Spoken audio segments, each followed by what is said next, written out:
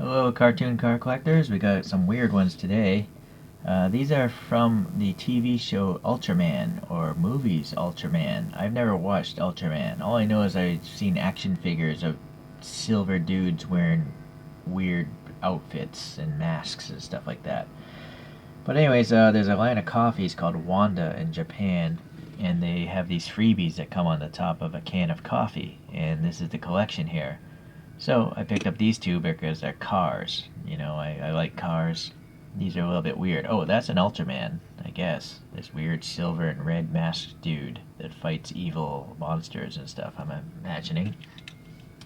So I did a little research, and it turns out that this car from that TV series, or that franchise, this is a Corvair, and I guess it's called the SSSP, some sort of special vehicle. I don't know what it does, what qualities it has. But I just bought the toy because it's funky looking. I didn't know what car it was when I bought it. All I know is it's got some weird stuff going on, and it looks like this rear engine, which makes it, again, a Corvair. Okay? Well, interesting. Alright. Let's take a closer look at this guy, actually. So yeah, it's got some weird, like, nuclear energy kind of emblem there. A shooting star. It's a four-door, painted black windows there. Some moon disc wheels there, but just raw plastic, unfortunately. The tires are rubbery, very thin. And then look at this small little spring motor. This is one of those pullback cars. Right, a little toy. Yeah, but I don't recognize the motor. It's so narrow. It's not a choro-q motor. But again, it's made by Wonda Coffee, so a little black paint is missing there. The vents there. Taillights, no paint though. Yeah, okay. Some indication of some mirrors, I guess. Fender mirrors. Vents there. And then the headlights here. I guess they're painted gray. Or are they clear? No, they're not coming through the back there. So, yeah, I guess that's just gray paint on the silver. And the bumper as well is painted gray. And actually the surround of this headlight is gray as well. There's no additional paint in the back though, so it's interesting that they did all this work up there. And then some sort of weird star logo again. Maybe that's the logo for this group of people. Alright, fuel filler? Maybe? I don't know much about the Corvair other than Ralph Nader hated it. It was a death trap. Alright, the next car here, I had no idea what it was. But some research says that it's a Toyota Corona Mark II GSL. Although this image obviously doesn't look like it's from Ultraman, maybe that's the base car. Alright, so it's got the four headlights. And that's about it. Okay. What do we have here? TAC, I don't know what that means, but it's obviously got something to do with Ultraman. And then this thing's covered in all these weird red stripes and stuff like that. But the way the toy is done, they're actually molded in all the gaps and stuff, so that's pretty interesting. It wasn't just one smooth surface that they stamped on red, they literally molded the separation of the red, so that's an interesting amount of effort. This is a totally blacked out window from what I can tell. Same moon wheels, and then the casted in mirrors are pretty cool. Just some silver paint there, some black here in the vents, a little silver there, and silver in the molded in bumper.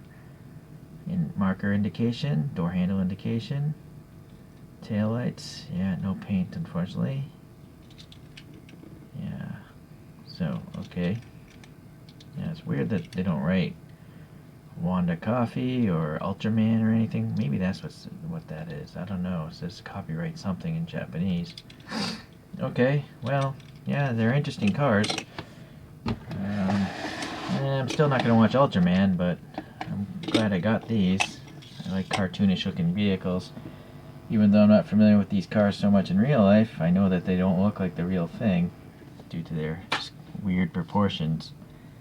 Alright, well, let's take a closer look at some 164s. Again, I don't have these things in 164, but here's a Nissan Laurel made by Konami. And at least it has four headlights and is a coupe.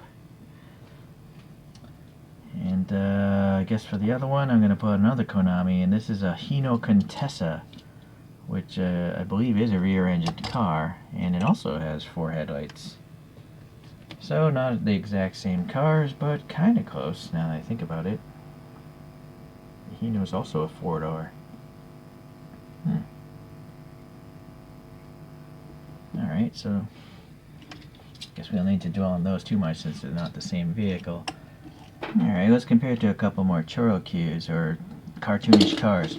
But actually, this is another Wanda, and I just want to show this because it's a real, more normal-looking car. It's a Lamborghini Huracan, and so it's not a sci-fi franchise, you know. So although it's cartoonized, it's more realistic-looking, right?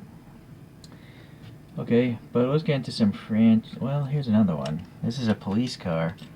I believe this might be by either Wanda or Suntory Boss. I forget, because they don't write anything in the bottom of these things. Alright. Much bigger wheels on the flanking cars I just put on there. Here's a classic looking car by choro-q, and it's got some moon wheels I swapped over from a different choro-q. I believe this is a Toyota Crown, an early Toyota Crown. It's a really big model though, a big toy. This next one is called a Nissan Gazelle, and it's from a different franchise called Seibu Keisatsu, which is like a action-oriented macho TV series, police chases or something like that. And then I think we should all recognize this next one. That's by choro-q as well, but I swapped the wheels over from word C, so those are real alloy wheels. And then the last one I'm going to throw up is from the TV show 24 with Jack Bauer, and this is just a CTU police car of some sort. Alright, that's a lot to fit on there, but that's another plus of these cartoon cars. They're very short, so you can actually jam a lot of them into a tight space. So we have some normal-ish looking cartoons, and then also some other sci-fi franchises or TV shows going on there. Alright, let's get these guys out, let them spin on their own one last time. If you feel like picking these up, there's the images of the rest of the collection, the Ultraman collection. You know what, I'm going to introduce another new toy here. Pixar Minis. These are blind packages, but I spent like 10 minutes trying to guess what's in here, and I think it's Wall-E, because that's what I wanted. So let me get some scissors here. There's no tear mark on this bag.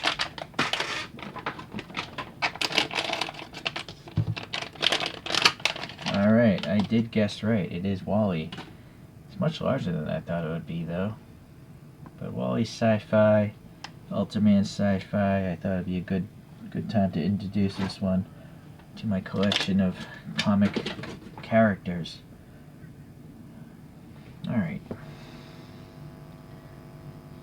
Anyways, if you guys watch Ultraman, leave a comment. Is it worth watching?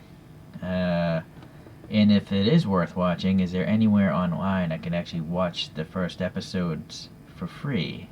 That would be nice to know. I find that trying to find free streaming just leads to a bunch of websites asking for your credit card. It's very annoying, but obviously not much in life is free, so I understand if it can't be done. Alright, well, I do appreciate you guys watching today, and I'll see you tomorrow.